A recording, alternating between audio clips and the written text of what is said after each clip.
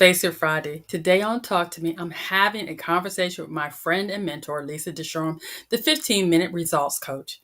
Entrepreneurs and self-publishers are often faced with the challenge of building a solid business foundation.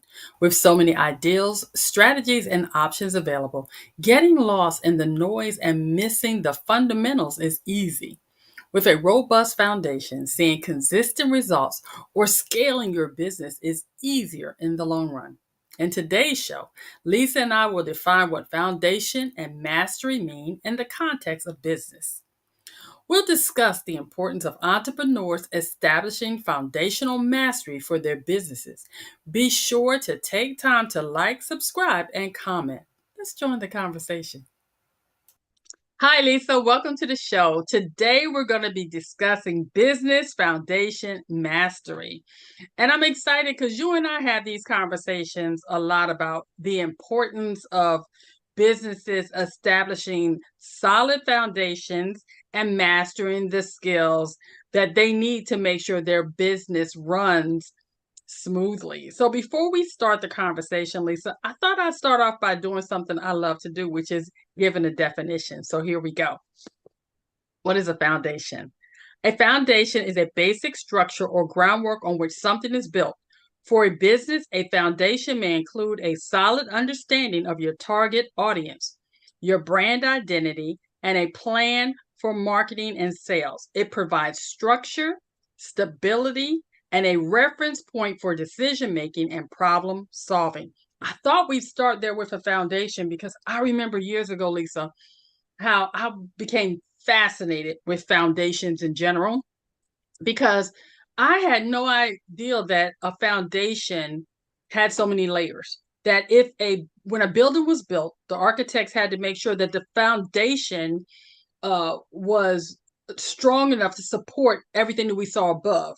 The foundation is actually everything that we do not see. That's the structures, the framework, everything that's holding the building up. And in order for that building to stand, the foundation had to be as deep as the building that sat upon it. So when it comes to entrepreneurs and not having solid foundations, I can relate because for a very long time, I didn't have one. What are your thoughts on that, Lisa? I think you are so right on that on so many levels, especially when we're talking about foundations, because it's not only having everything strong, but it's also having it level. So when you think about a building, they go through so much work, not only to set the foundation, but to adjust it to make sure they have all the different parts and all the different pieces so that it's level, so that it goes up and it stands straight. And I think when it comes to businesses, I can't tell you how many foundational pieces I missed along the way and have learned that I missed them because, sometimes we just don't know what we don't know. And what I figured out later on, Lisa, for me, because my foundation was not solid, I had a lot of unpredictability. I was frustrated. I had trouble retaining customers because when you don't have a solid foundation that's supporting you, like a Salesforce or a VA, which is a virtual assistant for someone that may not know, when you haven't gotten clear on your intellectual property and how you're going to present it, maybe your branding's not on point, whatever it is, it's really hard to run your business when the behind the scene things are not properly put in place. And then there's the part of having the overwhelm of when you're establishing a business of trying to figure out what's the right program, what's the right people to hire, what are the right systems to put in place to even make your business run. One of the things that I love, Lisa, is that, and I should have had it with me, I don't have it in this room because I'm currently located in my podcast studio. It's not finished yet, y'all, but it's getting there. Lisa and I co-authored a book that she actually has behind her. There you go. Thank you. The Truth About How to Save Money and Time. Amazingly simple business success tips. These are the things we wish we knew before we started. One of the things that I want you to talk about today, Lisa, is how you and I, well, for me, I know I'm a shiny objects person, and how we were trying to get every program on the planet because we really didn't understand it. We didn't have to pick them all. We just need to pick one and master that. You know, that's true. That I think you and I both have that same exact problem. That for us, it really is about programs. I'm a techie person and I love programs that make my life easier. And one of the challenges with having programs that you love, and especially when we started this during COVID, everybody was putting out lifetime programs. They were being creative, and there's still a lot of people today being creative and getting the programs. The one thing that I wished I would have done at the onset was every time I bought a program, put it down, put the website down, the date, the cost, but more importantly, why I bought the program and how I'm going to use that program moving forward. I did end up doing that last year, but I will tell you, with over 400 programs, half the time I forgot why I even got it. And I had to go back and I had to go look at it. And it was really painful to realize how many duplicated each other and how many I know that I'm not going to use. And I wished at the time I would have written down why I purchased it and what my intent with that program was. And if you are just doing and right now beginning with the foundational pieces and you're going to go back, because there's nothing wrong with going back and looking at your foundation and fixing all the little challenges with it. Um, but if you're going to go back and look at it, one of the steps that you can take is create a list of your programs and then list why you did it and then how you're going to use it. And be honest with yourself. If you're not going to use it anytime soon, kind of like move it down to the bottom or a separate tab in Excel, however it is you want to do it that's easy for you. Mm-hmm. But identify which ones you're going to use because we are getting close to the holiday seasons. In fact, technically, next week is a holiday because we've got Yes. the 4th of July. Mhm. And understanding where we are in business, this is a perfect time to get ready for the rest of the year. And Lisa, the part about the programs, and I want to sit right there because this is all about the foundation. When I first started, I heard about MailChimp, Calendly, these different programs. Calendly is a way for me to set up appointments, to take in money for those appointments or not. And then they had, what was the other one? Is it Audacity? No, Yeah, that's I guess. all the different programs that allow you to schedule and set appointments and charge a fee for them or not, whichever you choose. Then there was MailChimp and Lead Pages and Content Provider, just all these different things. I was overwhelmed by the sheer amount of programs that did so many things and not wanting to make a mistake. I actually got several of them, and that was very expensive. So I began to take the time to do my research and ask myself, what exactly am I trying to do? What is my budget for that particular service that I need to purchase or provide? And then how can I use it? Because, like you, once I started to gather all the programs and systems and things that I use, I had hundreds of them. And the reality is, there's not enough time in the day to use all the things that you and I have purchased over the past few years as we set a foundation for our businesses. So, one of the things I'd really like to express to anyone watching this now, live or on the replay, figure out what it is you want to do. Do your research and figure out what programs are out there which are free or paid that can provide the service that you need, and pick one. And then master that. And then if it doesn't meet your needs, say down the road, you can always switch later.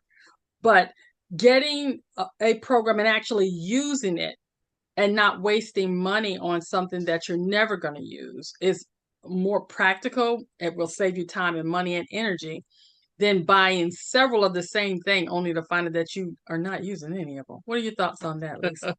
No, I totally agree. And I think that before you go out and buy anything, look to see what you have. Now, I will tell you, a lot of times I found what I had in my emails. I searched the word receipt. Mm-hmm. And then it came up. And so some programs, because I didn't always buy them from the same location. So Mm-hmm. sometimes they were in one program and it was a one-time only kind of buy. So when I searched the word receipt, it really did come up with all of my programs. So I was able to look at it, but look at them first. Once you go through what you have and identify what it's needed for, identify how you're going to use it. And like Brenda said, the most important thing is if you can master one program, take the time, whichever one's going to bring you the most value and save you the most amount of time. Spend time to learn how to use that. Even if all you do is set aside 15 minutes to learn one new thing about it for the entire week, you can actually have a program mastered in a week if you just take the time to look at all the different things. You're not going to have every, if you're only spending 15 minutes, you're not going to learn all of the things that it can offer, but you'll learn enough to be comfortable with it and start using it efficiently and effectively. That brings us right into the other thing we're talking about is we're saying business foundational masteries. And again, here's my definition. The definition for mastery. What is mastery? Mastery is achieving a high skill level or expertise in a particular subject or field. When it comes to business, mastering foundational elements such as marketing, sales, and customer service is crucial to success. Mastery takes practice, dedication, and a willingness to learn and improve. Lisa, I can't say enough about the importance of mastery. I'll use something that really makes me feel kind of silly, and it happened just yesterday. Now, I've been doing this for a while. I've done hundreds of videos and everything. I use Gmail quite extensively, but do you know I never took the time to put in a signature block? Something as I knew simple as that. that. Every time I did my emails, I was retyping all this stuff out. My kids home from college for the summer, and we're like, Mom, you don't have a signature block? I'm like, no, I don't. So yesterday, Alex and I sat down. They asked me what I wanted. It took longer to figure out what I wanted in my signature block than it actually took to do it. It was less than 2 minutes. I felt really silly because that was something I should have mastered a long time ago, at least by my own definition. But the truth is, when the student is ready, the teacher will come. And I didn't see the importance at the time. But here's the importance, Lisa, that I see right now. Yesterday, I realized that in one day of just creating that signature block, I saved about 30 minutes of time. And I can say that, quantify that, because every day I send emails. I don't always read my emails. I'll put myself on blast. For those of you that's out there going, I sent you an email and I never heard nothing back. Yeah, it's true.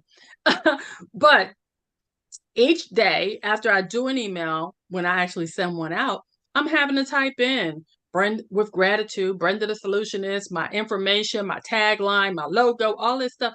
That takes time. Yesterday, I was blown away how I could just put my thought in an email and hit send, and the signature block and all that information that I took a long time to do because I'm always making sure I spelled something correct, spelled something correctly or whatever. Now I didn't have to do none of that because it was already set, it was properly spelled, and it was ready to go. That is how you save time and money because you're wasting time and you're losing money when you're sitting there retyping stuff. That is something you can automate. It may seem like a really small thing, but how many of you out there, put in the comments or in the chat and tell us, how many of you haven't bothered to stop long enough to take the time to even create a signature block because you're too busy being busy? Lisa, what's your thoughts?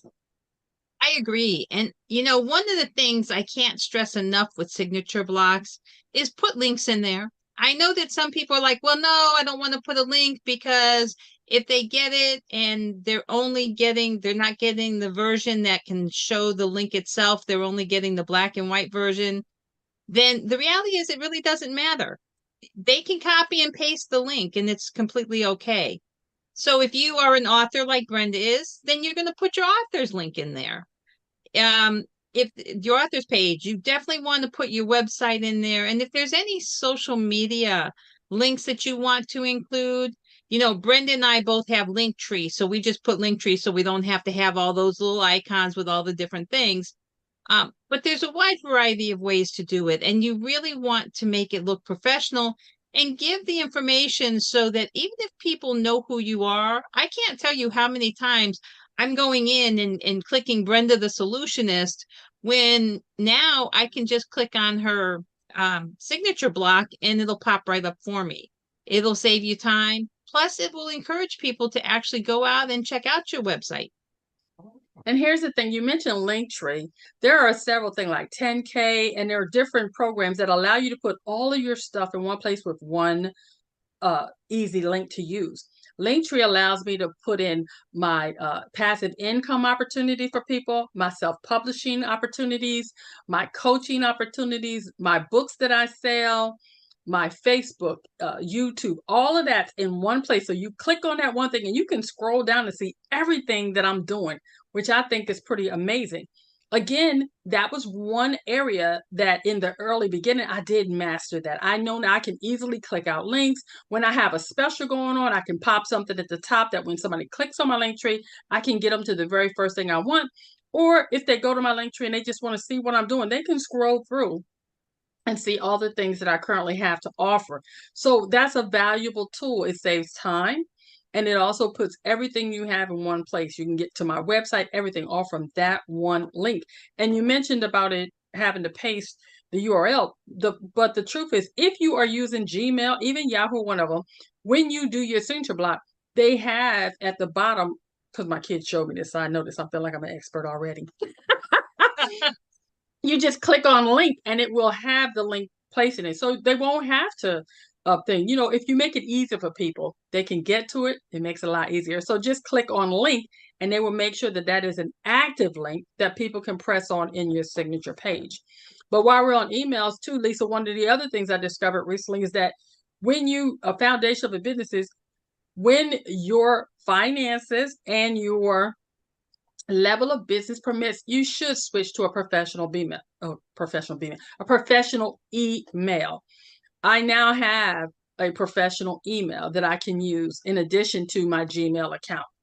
And there are important reasons why you would want a professional email. What I discovered was there were some wholesale opportunities that I was missing out of because they will not accept Gmail because they don't consider you a legitimate business. These are the things we have to learn when we're trying to master what we're doing in business. Mastery, as it says, is about getting a high skill level and expertise. When I decided to pivot and go more into self-publishing, I took the training necessary to become an established publisher. I joined the professional organizations. I take continuing education. Same thing for being a pattern for living coach. I became certified. I received my additional training from training that I've already had from years gone by. When we are trying to establish ourselves as an expert. Writing a book is something that you can do that shows your expertise because you're putting your knowledge out there for the world to see. Maybe you don't want to write a book, you want to create a blog. Whatever it is, you want to do something that shows that you have mastered the thing that you're offering to people. And I've chosen to help people turn their mess or their mission into a message for the masses or a movement that's going to allow them to add value to people all over the world. And I think that part is often missed by entrepreneurs when they are so short-sighted about what the value of their intellectual property is. They don't work on the importance of setting a foundation and mastering the skills that they need to have a rock solid business. There is more than writing a book. There's beyond the book. And I love taking people through the process of getting them beyond the book.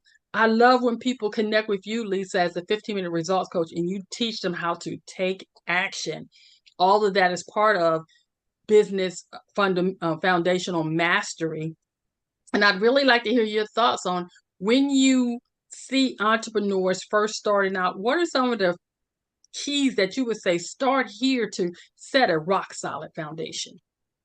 You know, there's two things that I think are really important. And I know in today's digital world, people will laugh at me when I say this. But one of the most important things I think everybody needs is a business card. You can get digital business cards, they're all over the place. You can create your own QR code. You can go into Canva and create a free QR code. You can go on to Vistaprint or wherever, and they have QR code business cards. But I do think that a business card, even today, is critically important. And if you have one that's digital that somebody can click on, or when they click it, they can add you immediately to the contact, that's the best of all worlds. You do want to make sure you do something for a business card. And I know people are telling me, Lisa, it's so outdated to have a business card. I can't tell you how many times I have to pull out a business card and hand it to somebody. And I put my QR code on the business card so that they have it. It's a foundational piece that's never going to go away. We're in a digital world. You need to stand out. You need to show professionalism and you need to show authority. Those are really, really important. And the websites. The websites have become so easy to really create yourself. You don't have to today you don't have to go out and pay somebody $1 million to create your website for Mhm. you. You can create your website yourself or purchase the website on places like GoDaddy or iPage or any of the number of hundred other places you can buy your domains. And they can help you create your website. They make it so simple that it's almost a drop and click now. You don't even have to have WordPress. Now, WordPress has a bunch of other things. So when you get bigger, maybe then you do change over to WordPress or you add WordPress to your domain. But having a professional looking website, even if you keep it static, I'm not saying you have to update it all the time, but put it out there and have it professional.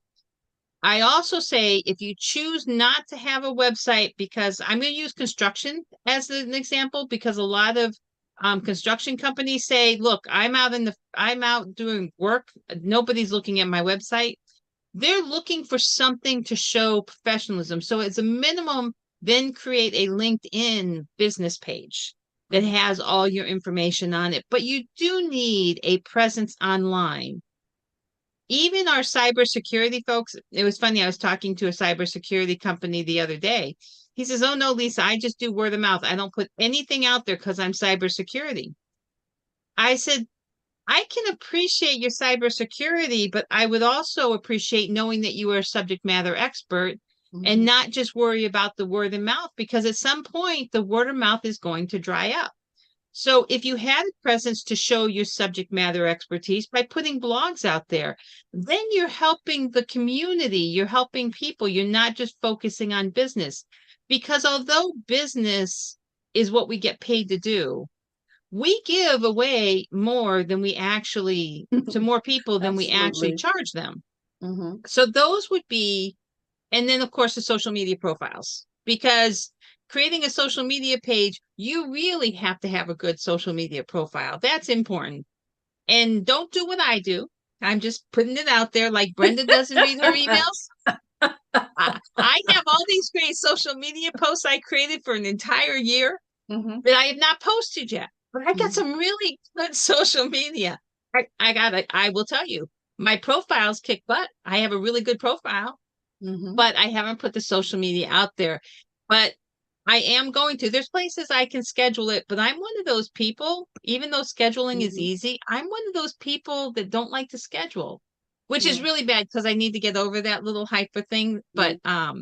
But post and when you do post, make sure you are consistent with your post. So when I do start posting, you can be certain I am going to be consistent with it. But branding and brand identity is critical, and that's why those particular things are ones that I look at first when I'm talking to a business. You said a lot in there, Lisa, and I want to just recap a couple of things. You talked about the importance of us having a website. And even along with the website, for those of you that just, you know, went into brain blow, oh, I just can't do that. Nowadays, it's so easy to create even a landing page, a one pager that just gets people to know that you're serious about what you're doing. It's important to have that presence there. You talked about the social media. You and I, I post something almost every day because I don't know, I've just gotten in the habit of doing that. That's not your thing. But here's what I want people out there that's listening and say, well, I really don't want it. Because some people have an aversion to being seen. Your face does not have to be seen. You could just do little quotes that you put on and do in Canva or write a little sentence or something. You don't have to have your face showing. It could be your voice, or nowadays you can have programs like Speechalo that will do what do you call them? Avatars for you that will speak for you. So you have a lot of options when it comes to social media. And here's the key: when you do business your way, which is what Lisa and I teach people to do business their way, you don't always have to do it. A social media presence is important, but please let me tell you guys, Lisa not posting is not stopping her business from flourishing, because you also have to know where is your audience.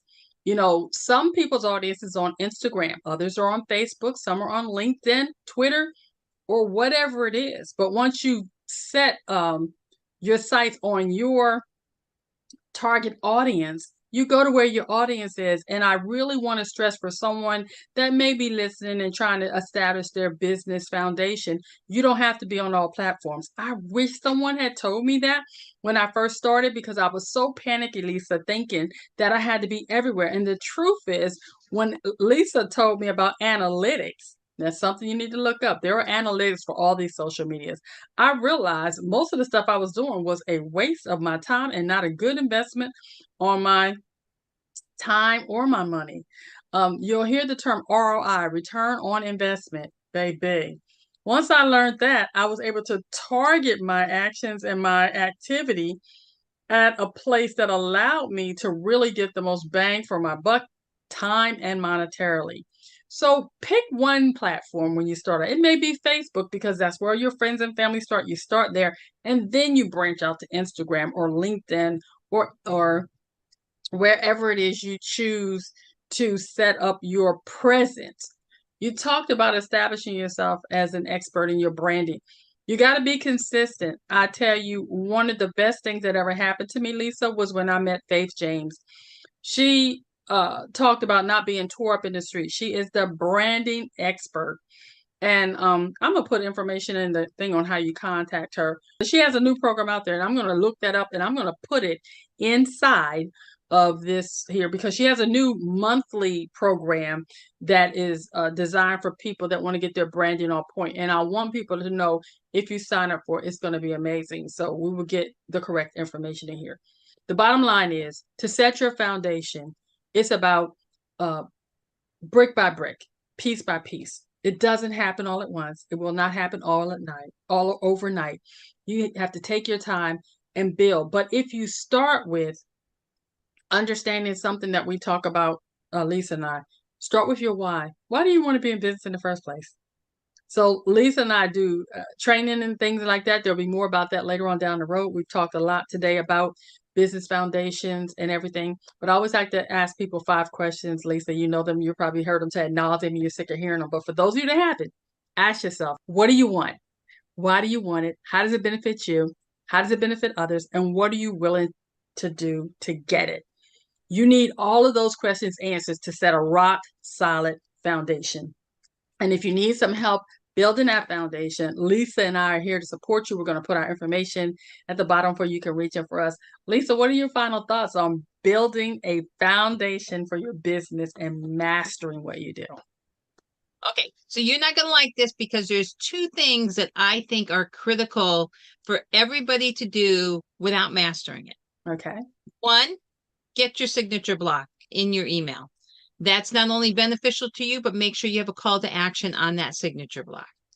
And 2, get your branding sheet ready. Canva, which, by the way, you can sign up for a free membership, put branding in there. It's got a branding sheet in there, and put your colors in there, because you want to make sure everything across the board matches with your colors and your fonts, because it just gives you that extra professionalism. You know, I absolutely am in love with Faith's program. She's fantastic. I don't get to participate as much as I would like, but let me tell you, I read everything that she puts out, because she is that good. Yeah. But that's one of the things that you do want to make sure that you do. Those are your 2 priorities. If you don't already have a sheet that outlines your branding, your colors, your photos, go to Canva, do it for free. Go out and find a template, however it is you want to do it, but do it. Well, that's it here on this Face It Friday. We're talking about mastering your business foundation, because face it, we all have to start somewhere. Don't compare yourself to others. Just take your time and brick by brick build business your way. And remember, the choices you make today will be the reality you live tomorrow. Choose wisely. Be blessed.